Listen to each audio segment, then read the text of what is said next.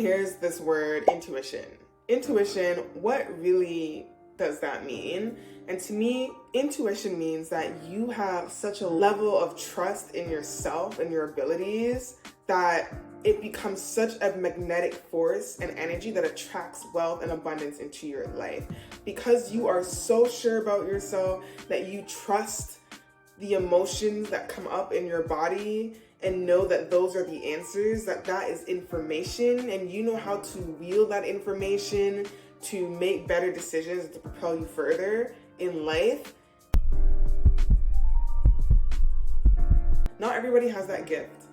It doesn't come to everyone naturally, but everyone has the ability to hone in and strengthen their intuition. So I'm going to show you today how I've learned over the years to strengthen this intuition within myself, and how being able to trust myself and to listen to my body and to use that information to discern how best to move forward in life has helped me to attract wealth and abundance. My intuition, doing the inner work to better understand myself and my needs and what I want, what I desire, has helped me to see the 10K months in my business. That has helped me to grow a 40K investment fund within 3 years. And that has helped me to build up my savings to pay off my debt. That has helped me to call in opportunities for my business, land large sponsorship deals from wellness and finance brands.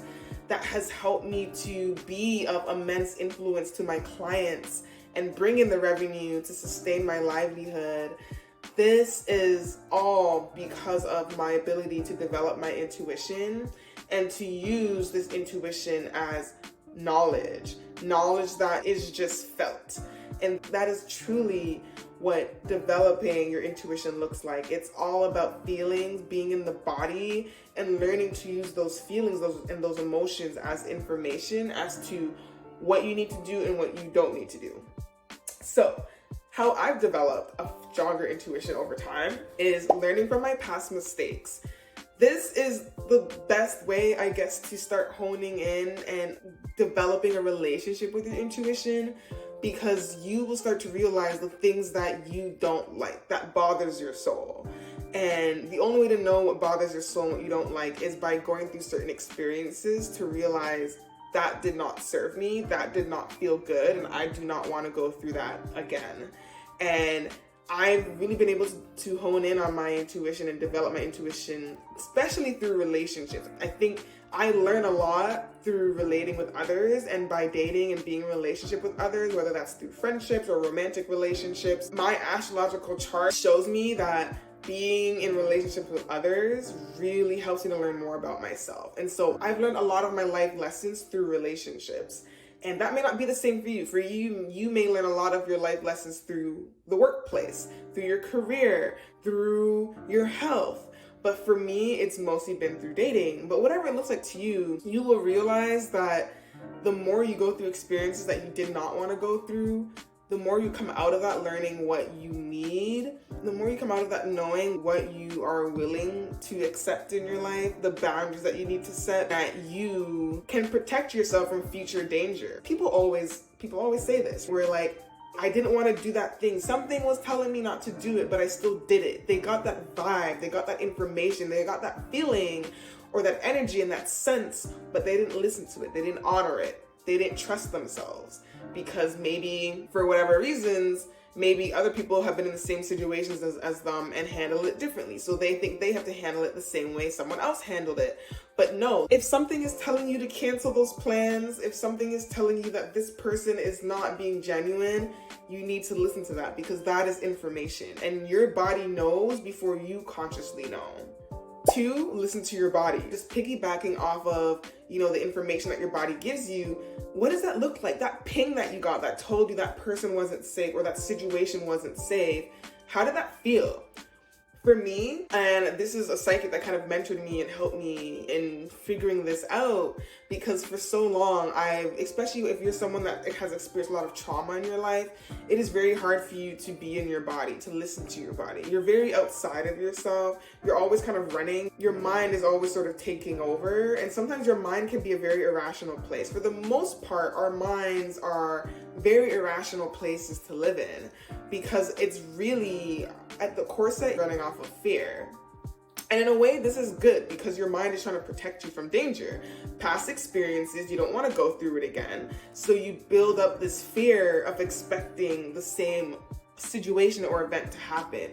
Or sometimes there's that initial innate fear, nature versus nurture, where your nervous system is built to activate fight or flight mode. When you are in danger, you want to activate stress responses so that you can evade danger. But sometimes the stress response is on for no reason. It doesn't need to be on. You are not running from a bear. Someone isn't trying to murder you. But a lot of the times we are living in our bodies in that same state of fear as if a bear was chasing us or as if we were being murdered. And that is where it can get scary. That is where it can be detrimental to your overall health and well-being. And a lot of people can start to find themselves having very physical illnesses because of this long-term stress that they have induced on themselves.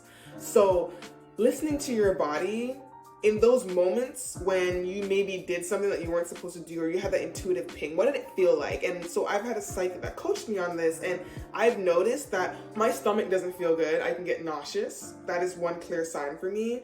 But one clear sign for me that it's a yes and that something feels good is I feel very warm and light and tingly all over my body. If someone asks me, Morgan, do you want to go to this store today? And I'm kind of like my body doesn't light up. I don't feel that warm sensation. If anything, I feel like I'm closing off. I feel tight, my chest feels tight, or my body is clenching. Then that is a clear no to me. Even before I'm consciously aware of or going to make a decision, because like I said, your irrational mind can take over. Your body may be saying, I don't want to do this, but your irrational mind is saying, well, you have to do it because X, Y, Z. If you don't do this, then this person is going to think this of you. You don't want to say no to your friend because you think your friend's not going to like you if you say no to them. So a lot of the times it's very important to feel into your body first before checking in with your irrational mind or rational mind, whatever you think it is. Sometimes you think you're making rational decisions, but you're really not. So before checking up here, check down here, feel into your body. What is it saying to you? And I think the more you're able to do this over time, the better you'll get at it. And when you look back, looking back can be such a great reference for how to move forward, because when you are able to look back and see situations where you were like, there were so many signs, my body was clearly telling me I wasn't safe and I didn't listen to it. And in the future, when you have those feelings come up again, you can test it. You can test it to say, okay, you know what? I'm having that feeling again. I'm going to say no to this opportunity or situation or person. And in hindsight, you'll be able to look back and see and decipher, was that a good decision that I made based on my intuition, based on how I felt, and not solely just based on what I thought I should have done. I'm gonna give you guys a plug. Human design is a spiritual tool and philosophy that I've used and wielded in my life that I think is super beneficial.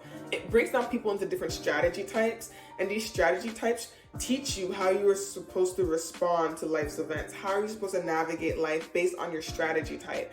So my human design strategy is a manifesting generator. So I am built to work, but also it is easy for me to call in certain things. I'm able to say I'm going to do something, put out an idea into the world and act on it.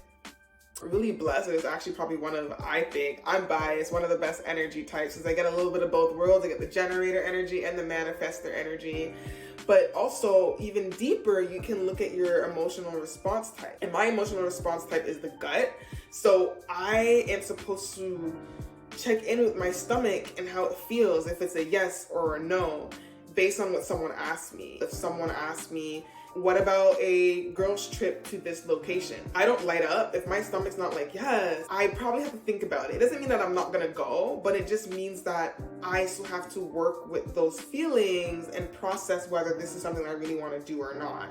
If I'm on a date and a guy asks if they can kiss me, and something in my body's like, I need to honor that and listen to that.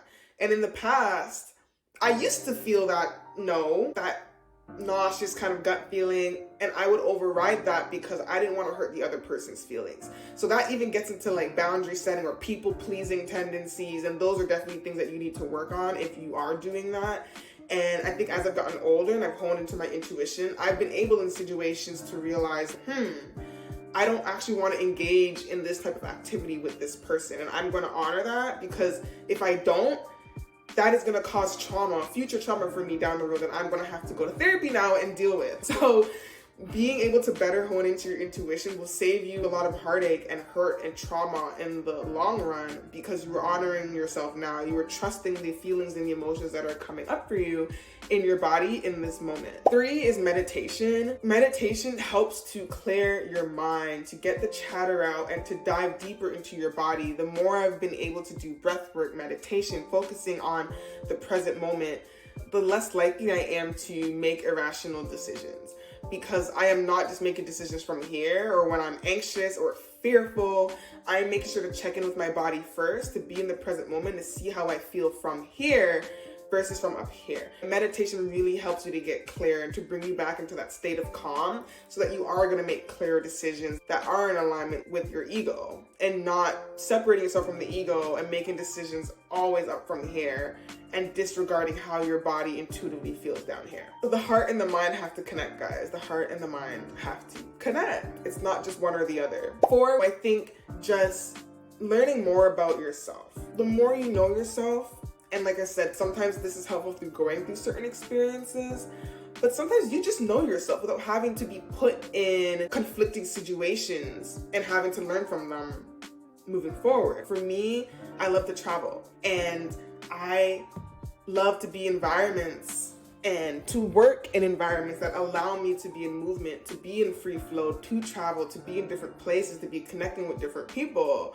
So I will never put myself in a job that doesn't allow me to have that. And intuitively, I probably knew that in the past, and I had that feeling, and I knew that this job wasn't serving me, and I wasn't exactly sure why. But as I've gotten older and I've realized what types of environments I need to be in order to thrive in a workplace setting or in my business, I have been able to make more decisions with ease. And when someone asks me something, if someone asks if I'm willing to do this or not in my business or within an employer, I will be better able to say yes or no right off the bat.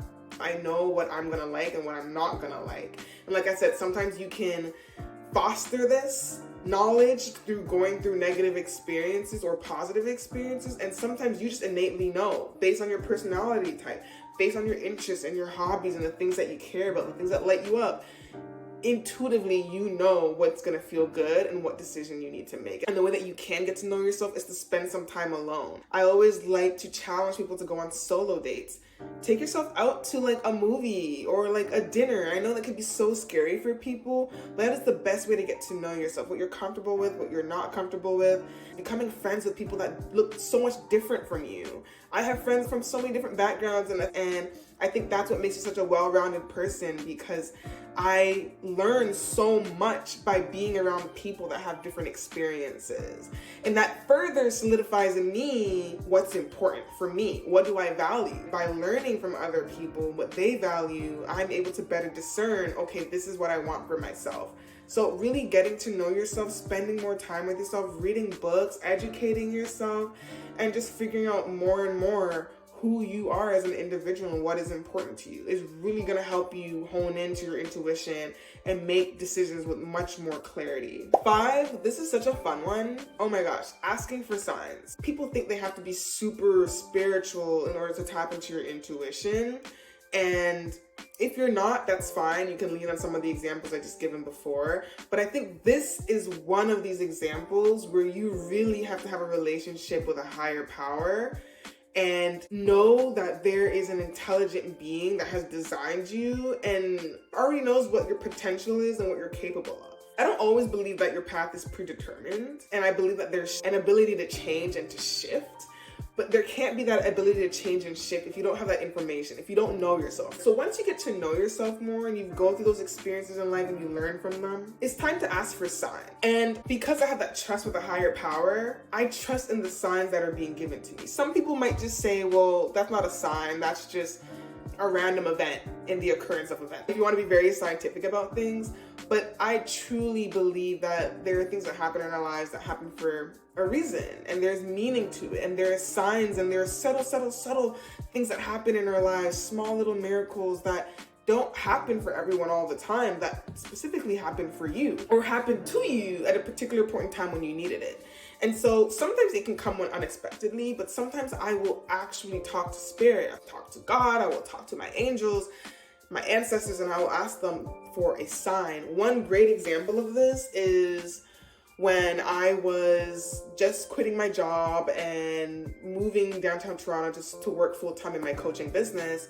And I was sort of struggling between picking two apartments. One apartment was cheaper, but it was much deeper into Toronto, and I was still like, I didn't fully quit just as yet. I was still needing to travel to my full-time job, and it would have taken me maybe like 2 hours to get to work instead of an hour, but it was super cheap. I would have had a roommate, and it was near the beaches, so it was near the water, where like I really love to be near bodies of water.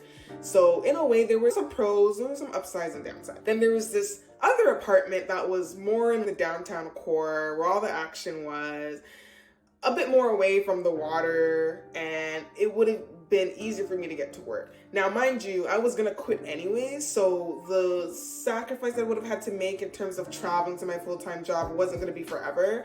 But I still really liked the second apartment because it was newer, it was a condo, so it had like gym on the first floor, and it had just like a lot more amenities that I wouldn't have got with the other apartment. The other apartment was, it wasn't an apartment, sorry. The first location was a house. The second location was a condo. The condo was more expensive, like $400 more expensive. I wasn't really sure if I was going to be making that much money in my business with quitting, at least the first couple months. So I didn't also want to have something that was going to be too much pressure on me in terms of expenses.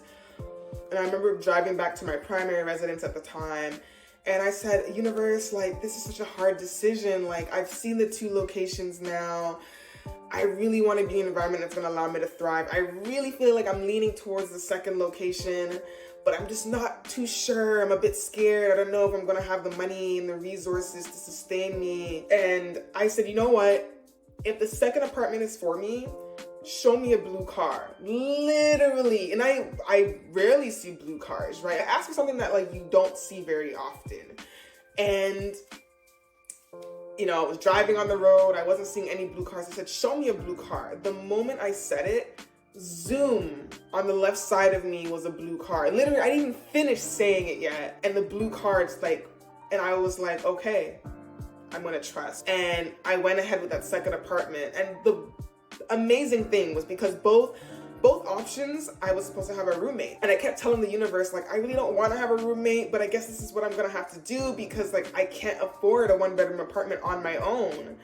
Especially knowing that I'm going to be quitting my job soon. I have limited savings. And I knew deep down, intuitively, I really wanted that second apartment. And it was just like a lot of fear. But asking the universe for a sign, knowing that it was going to work out, was so helpful. And actually what ended up happening was that condo that I ended up getting, it was actually a one-bedroom and a den. I had the den, and my landlord was also supposed to be my roommate. But what happened was she decided, because it was COVID, she actually was staying back at home with her parents, and so she didn't come to the apartment very often. And so what was supposed to be me having a roommate ended up me living downtown Toronto, technically by myself for a whole year, paying such a low price, because I'm paying the price, remember, to have a roommate. So I paid $1,100 a month for an apartment, and I would have paid $800 a month for the other location, having a roommate that I probably didn't want to even be around, and having to deal with, you know, all these other rules and sharing a bathroom. And in this one, I had my own bathroom, and she was hardly there. So I literally had my own space. And it was such a blessing in disguise. And that really showed me like the power of manifestation and what I was able to really put my mind to, but also intuitively asking for help, asking for a sign from the universe, remembering that I don't have to make decisions alone, that I can lean on external powers that be to help me make a decision. So you can always ask for signs, ask to see an animal, ask to see a certain number. And when it appears, and if it appears, then you know it's for you. If it doesn't, then it's not. I remember dating a guy at one time and asking for a sign to see a wolf, and literally driving and seeing a big drapery of a wolf on someone's window. Like, it's the most randomest thing. Like, where am I gonna see a wolf? You know what I mean? But you ask for signs and the universe will show it to you if it's for you. 6, get creative. So I think getting creative, painting, writing poetry, journaling, whatever it is that allows you to get out of that cognitive wheel and to just be in your body and just expressing yourself. And really just leaning into the feel-good energies that being creative does, whether it's singing, making music, I don't care what it is, find that thing that helps you to get creative and outside of your thinking mind, outside of the what ifs, what happened that you can't change, the fears, the anxieties of the future. Be in the now, be present, and finding some creative hobby and task can help you do that, can bring you back into the present moment and to have fun. And then I would say definitely find that rest work balance. It is very hard to lean into your intuition if you are always stressed. I've kind of already touched on this. If you are constantly on the hamster wheel and not taking the time to check in with yourself, to pause, to rest, to reflect, it is going to be very hard to tune into your intuition, because to drop into your body, you have to drop out of your head, or at least shift and know how to balance the two. And if you are only operating from your monkey mind, if you are making decisions based on negative assumptions of others, of yourself, from fear, from anxiety, from stress, you're probably not going to make the best decision. So learning how to tap and tune into your body first, and then connect it with your mind to make sure that they are both speaking to each other, that it feels in alignment and it feels good. You can't do that if you are stressed out all the time. And so I think this is one big reason why I took a gap year, because I was burnt out. I was having health issues.